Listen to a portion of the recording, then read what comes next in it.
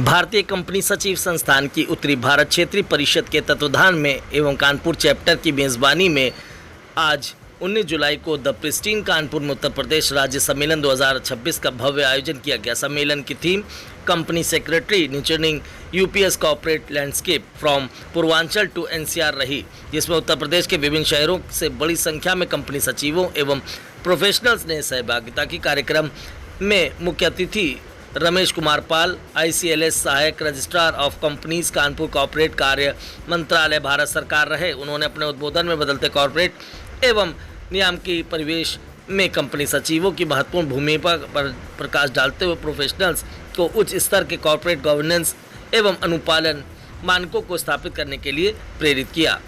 ICSI NIRC के chairperson CS Santosh Pandey ने अपने उद्बोधन में कहा है कि उत्तर प्रदेश में औद्योगिक एवं कॉर्पोरेट गतिविधियों के तेजी से विस्तार के साथ कंपनी सचिवों की भूमिका और अधिक व्यापक हो रही है।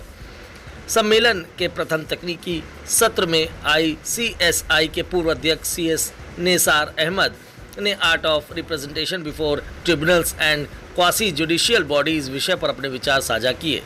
उन्होंने बताया कि ट्रिब्यूनल एवं अर्थन्यायिक प्राधिकरणों के समक्ष प्रभावी प्रतिनिधित्व के लिए आवश्यक व्यवहारिक कौशल विषय की गहन तैयारी, तथ्यों की स्पष्ट प्रस्तुति एवं प्रभावशाली तर्कों के महत्व पर विस्तार से चर्चा की।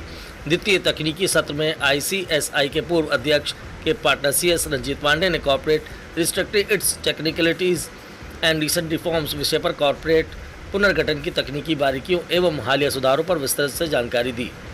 वहीं कानपुर चैप्टर के चेयरमैन सीएस आशीष बंसल ने कहा है कि उत्तर प्रदेश राज्य सम्मेलन प्रदेश के कंपनी सचिवों को एक साझा मंच प्रदान करने तथा उनके ज्ञान एवं व्यावसायिक कौशल को सुदृढ़ करने की दिशा में महत्वपूर्ण पहल है। कार्यक्रम का कुशल एवं प्रभावी मंच संचालन सीएस ईशा कपूर द्वारा किया गया। इस अवसर पर आईसीएसआई एनआईआरसी के वाइस चेयरपर्सन एवं कार्यक्रम निदेशक सीएस अवनीश श्रीवास्तव, सचिव सीएस राहुल शर्मा तथा कोषाध्यक्ष एवं पीडीपी कमेटी के चेयरपर्सन सीएस मनप्रीत सिंह सहित उत्तर प्रदेश के विभिन्न शहरों से बड़ी संख्या में कंपनी सचिव एवं प्रोफेशनल उपस्थित रहे। आइए देखिए खास रिपोर्ट कानपुर से।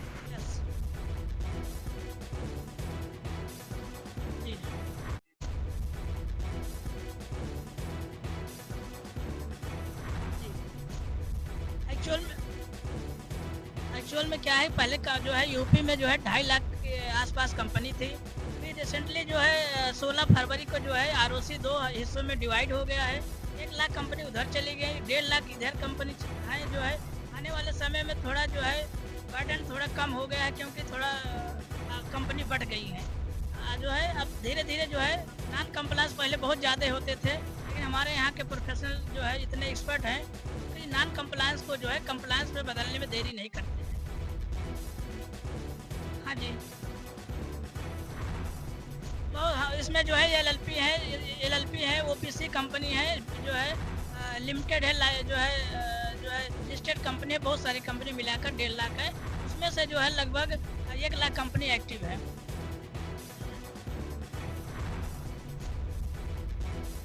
अब एक्चुअल में यहाँ तो थोड़ा जो है, हाँ जी, जो है लेकिन बोल नहीं सकते। कंपनीज जो थी वो तो पहले से ही कंप्लायंसेस कर रही थी, लेकिन आश्चर्य की बात यह है कि जो हम लोग प्रोग्राम्स और सेमिनार्स करके अपने कंपनी सेक्रेटरीज को अपडेट करते हैं, उसकी वजह से ये फ़ायदा हुआ है कि जो नॉन लिस्टेड कंपनी या जो छोटी छोटी प्राइवेट कंपनीज हैं वो भी अब कंप्लायंसेस की तरफ जाने लगी हैं, जिससे कि आरओसी से उनको नोटिस आने के चांसेस काफ़ी कम हो गए।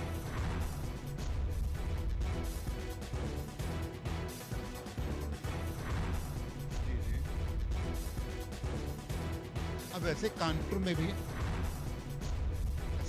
बहुत सारी ऐसी कंपनीज हैं जो अभी नए नए आईपीओज लेके आने वाली हैं।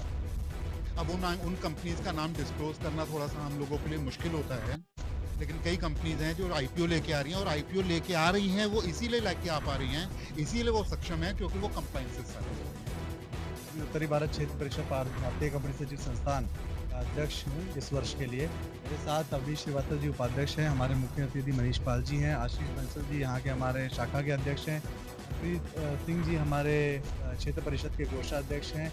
और यहाँ पे आज जो हम लोगों ने आयोजन किया है वो उत्तर प्रदेश राज्य सम्मेलन 2026 का आयोजन है। ये हमारा हर साल एक सम्मेलन हर वर्ष होता है, हर यूपी के हर जगहों पे हम जाते हैं, जहाँ पे हम हर साल एक बार आयोजन करते हैं और इस वर्ष हम लोगों ने कानपुर को इस चीज़ के लिए चुना है। मैं बहुत आभारी हूँ कानपुर शाखा का कि उन्होंने बहुत अच्छी बखूबी इसमें भागीदारी रखी और यहाँ हमारे बीच में जो लोग सम्मिलित हुए हैं वो दिल्ली से भी हैं, कानपुर से भी हैं और यूपी के अन्य क्षेत्रों से भी हैं। और आज जो हम कार्यक्रम में चर्चा करने जा रहे हैं उसमें पहली चर्चा हमारे जो क्वासी जुडिशियल बॉडी ट्रिब्यूनल्स जिनके आगे हम लोग रेगुलर अपेयर करते हैं, जिनके हम रेगुलर क्लाइंट्स के लिए आर्ग्यूमेंट करते हैं, उसके ऊपर चर्चा होने वाली है। दूसरी चर्चा हमारी कॉर्पोरेट रिस्ट्रक्चरिंग, मर्जर अमलगमेशन और इन सब चीज़ों के ऊपर होने वाली है। और इसके लिए हमारे 2 पूर्व अध्यक्ष, हमारे संस्थान के पूर्व अध्यक्ष, राष्ट्रीय अध्यक्ष हैं, वो हमारे साथ मौजूद हैं। पहले निसार अहमद जी, दूसरे हमारे रंजीत पांडे जी हैं। और एक पैनल डिस्कशन हम करने वाले हैं जिसमें हमने बनारस से 2 वक्ता और कानपुर से 2 वक्ता बुलाए हैं। इसमें हम ये चर्चा करने वाले हैं कि कानपुर जैसे शहर, बनारस जैसे छोटे शहर से भी कंपनी सेक्रेटरी ने कैसे ग्लोबली अपना रिकॉग्निशन बढ़ाया है, कैसे काम बढ़ाया है, कैसे आगे बढ़े हैं, कैसे देश की सेवा करी है, उसके ऊपर चर्चा होने वाली है।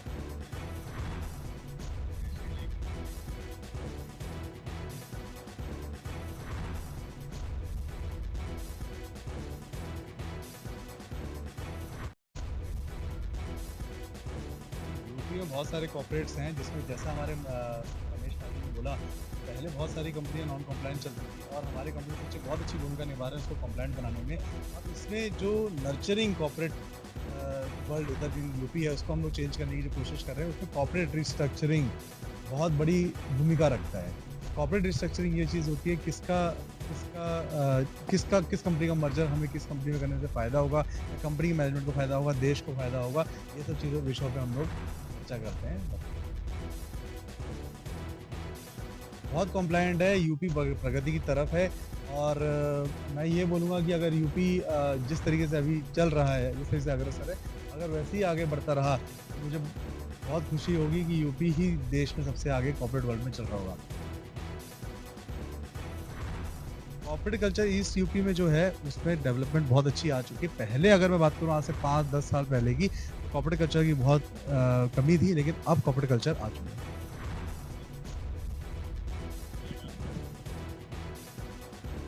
आज की डेट में अगर आप बात करो, जो कंपनी अधिनियम अपना 2013 है, उसमें बहुत सारी पेनल्टीज, बहुत सारे फाइन नॉन कॉम्प्लायंस के लिए है। अगर क्या कहते हैं कंपनियां उस चीज़ की कॉम्प्लायंस नहीं करती है, कल की डेट में वो कंपनी रिस्की अफेयर में रह सकती है और बहुत सारे कॉस्ट उसके ऊपर लग सकते हैं। यहाँ की मैनेजमेंट को भी ये चीज़ मालूम पड़ी है, क्योंकि आरओसी ने भी अपना एक स्ट्रिक्टनेस बढ़ाई है कि कॉम्प्लायंस बहुत ज़रूरी है। अगर मैं देश की बात करूँ तो ग्लोबल वर्ल्ड के हिसाब से ESG बहुत आगे बढ़ रहा है, जिसमें गवर्नेंस एक बहुत बड़ा एस्पेक्ट है और कॉम्प्लायंस गवर्नेंस का इंटीग्रल पार्ट है। ये हमारे लिए बहुत महत्वपूर्ण है और बहुत अच्छे तरीके से हमारी चीज़ें आगे बढ़ रही हैं।